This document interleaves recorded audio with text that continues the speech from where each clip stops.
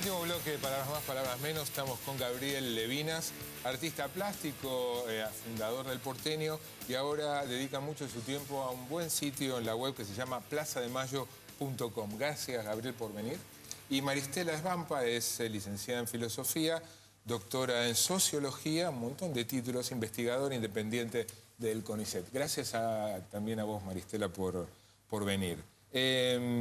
¿Cuál fue la idea del manifiesto? O sea, ¿cómo surge la idea de lanzar un manifiesto con el título Recuperación del Pensamiento Crítico? ¿La contracara de Carta Abierta o más que eso?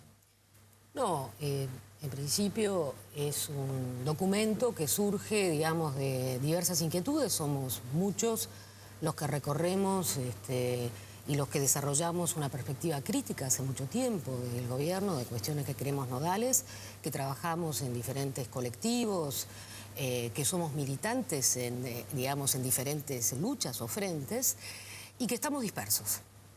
Y creímos en la necesidad de tratar de nuclear o construir una voz colectiva.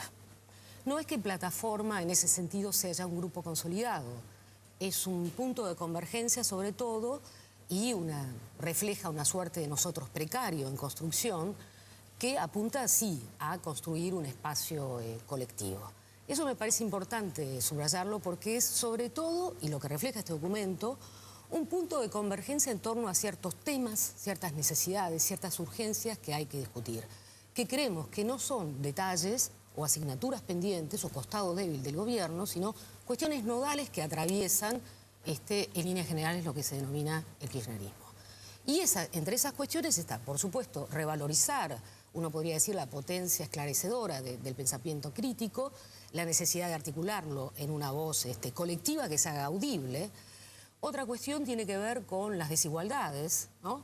Si se han agravado o no las desigualdades. Nosotros sostenemos que ha habido un agravamiento de las desigualdades. En tercer lugar, queremos desactivar también el discurso oficial que en ese sentido desarrolla una suerte de relato épico acerca de la lucha con las grandes corporaciones, cuando en realidad lo que asistimos es una alianza entre gobierno y corporaciones, como lo muestra el caso de la Barrick Gold, como lo muestra el caso de las exportadoras de granos, como lo muestra el caso de los Blaquier allá en Ledesma. En fin, creemos que efectivamente la presencia de las grandes corporaciones no solo tiene que ver con la extranjerización de la economía, sino que tienen un rol activo sobre todo en la consolidación de modelos de desarrollo que son altamente excluyentes. Y en ese sentido, ¿no?, relacionado íntimamente con esto, está el tema que todos nosotros estamos muy preocupados por la situación de los derechos humanos hoy en Argentina. Y esto no quiere decir que nosotros no reconozcamos lo que el gobierno kirchnerista ha hecho en términos de, como diría Gabriel, de política de justicia o sobre todo de política de derechos humanos en relación a los crímenes cometidos bajo la dictadura. No, eso lo reconocemos absolutamente, lo saludamos, lo celebramos, pero notamos que efectivamente hay un problema fundamental que constituye una suerte de punto ciego en la agenda hoy de toda la intelectualidad que está cercana al gobierno, que tiene que ver con la apertura de un nuevo ciclo de violación de derechos humanos, muy ligada, por cierto, a la implementación de estos modelos de desarrollo altamente excluyentes que implican la expansión de la frontera sojera o agropecuaria, la expansión de la frontera minera, el acaparamiento de las tierras cada vez mayor, el desarrollo de megaemprendimientos turísticos, etcétera, etcétera. A eso nos queremos referir, estamos muy preocupados, no queremos banalizar el debate, no queremos caer en esquemas binarios, ni salir como si fuéramos la contracara de Carta Abierta. Nosotros queremos inaugurar un espacio nuevo, queremos construirlo colectivamente y queremos darle también audibilidad a problemas que hoy están ocurriendo en la Argentina y que la tienen muy poco, o que en todo caso, dado el ruido y la crispación que hay, digamos, en el espacio cultural mediático, tienen poca posibilidad de ser reconocidos. Tal vez por el título, ¿no? Plataforma para la recuperación del pensamiento crítico, pero también por algunos párrafos del manifiesto, da la sensación de que más que posicionarse desde un lugar, desde donde decir cosas, hay una crítica a la falta de pensamiento crítico en otros. En cuestionamiento de la falta de pensamiento crítico en la gente de Carta Abierta o en el gobierno en general o en intelectuales que están de alguna manera columnados o cercanos al gobierno. ¿Son ambas cosas? Son ambas cosas. Además, no sé si vos conocés, seguramente sí, la historia de la rana. Cuando vos tirás la rana en el agua caliente, sale rápido saltando del agua caliente, se defiende. Si vos la ponés en el agua fría y de a poquito la rana se muere. A mí me parece que lo que fue pasando a lo largo de este tiempo es que muchos intelectuales que apoyan al gobierno, si vos hace 8 años atrás les hubiese dicho, ¿vos qué raya no cruzarías? Yo creo que ellos te hubiesen trazado una raya que si la hubiesen trazado en ese momento hoy estarían la mayoría en offside. Hay un montón de cosas que... Bueno, la ley antiterrorista, el tema de la conducta del gobierno respecto de las mineras, el tema inclusive de los derechos humanos. Casualmente con la ley antiterrorista se han expresado distintas, bueno, la propia Carta Abierta, pero incluso otras organizaciones kirchneristas son muy cercanas al gobierno de manera crítica, precisamente en ese punto. Lo que pasa es que no es un tema más o una asignatura pendiente, como suelen decir. Vos sabés que las asignaturas pendientes, las cosas, los temas a resolver, es cuando figuran en algún plan. Entonces yo no di todavía la materia, es una asignatura pendiente. La realidad es que muchas de las cosas que los intelectuales suelen llamar asignaturas pendientes no figuran en ningún plan. No sé de dónde sacan que son pendientes, porque todavía nadie las propone como algo que debe hacerse en el gobierno. Esos son temas de ruptura. Absolutamente. Sí, la ley antiterrorista es un tema de ruptura, obviamente. Es un punto de inflexión, pero además quiero decir que, a ver, mucho de lo que hemos firmado y que constituimos como el grupo promotor, aunque no está consolidado, no trabajamos solamente en el plano meramente enunciativo. Es decir, nosotros acompañamos luchas, participamos de acciones colectivas, participamos de mecanismos de participación ciudadana. Entonces, en ese sentido, no es simplemente una lógica denuncialista la que estamos siguiendo, ¿no? Hay propuestas, algunos de nosotros estamos hablando a título personal, eso quiero aclararlo también. Yo hablo como Maristela Espampa, que en ese sentido, sí, efectivamente, formo parte de una suerte de espacio en construcción, pero que todavía no está consolidado, pero me hago cargo de lo que digo, ¿no?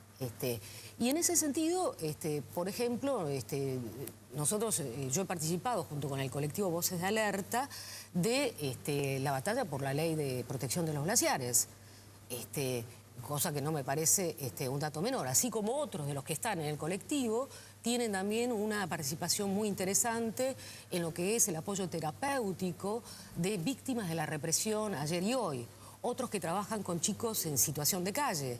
Es decir, estamos nosotros en ese caso apostando también a una suerte, digamos, de construcción de un perfil de intelectual crítico que tiene correlato en la realidad y que en ese sentido está tratando de articular una voz colectiva precisamente para hacerla más visible. Porque, insisto, el problema es que hoy en día, sobre todo a partir del año 2008, se han instalado esquemas muy maniqueos, muy binarios, que imposibilitan enriquecer la discusión. Yo creo que ha habido un empobrecimiento más bien del debate, un bastardeo del debate. La gente de Carta Abierta dice desde qué lugar. Ellos claramente están ubicados dentro del kirchnerismo. La pregunta es, ¿no se referencian ustedes a ningún partido político? La idea es conformarse como un nucleamiento de opinión, pues no denuncialista. Para denunciar y proponer, ¿por qué no referenciarse en algo ya existente? Hay gente que está en distintas corrientes políticas dentro del movimiento. No hay una sola. Hay gente que están más ligadas al trotskismo, gente que están ligadas a otro tipo de pensamiento. Me parece que no es necesario eso para... No es necesario. No, a mí me parece que en este caso, así como pienso yo que un intelectual o un trabajador de la cultura debe apoyar políticas concretas, no tanto gente, no tanto gobierno, ¿no? Esa cosa de los cheques en blanco a los gobiernos, me parece que tarde o temprano siempre nos cobran la factura por eso. Me parece que es más importante apoyar una medida y discutir otra medida. El tema de los derechos humanos que recién se hablaba. Por un lado, los derechos humanos no son, no te convierte en un gobierno de izquierda apoyarlos o no apoyarlos. Es decir, los derechos humanos en la historia, esto que voy a decir puede sonar feo, por supuesto es una opinión mía y no del grupo, siempre fue algo que fue defendido por los perdedores, por los derrotados. En Cuba la derecha defiende los derechos humanos, en Argentina la izquierda. La realidad que es un invento liberal, eso no te convierte en una persona de izquierda. Por supuesto yo los defiendo a muerte, me conocés, mi trabajo de hace 30 años atrás en los derechos humanos. Pero me parece que cuando se habla de política de derechos humanos y automáticamente hablamos de los militares que han sido detenidos por suerte y puestos presos o en este momento están en juicio, me parece que es una política de justicia.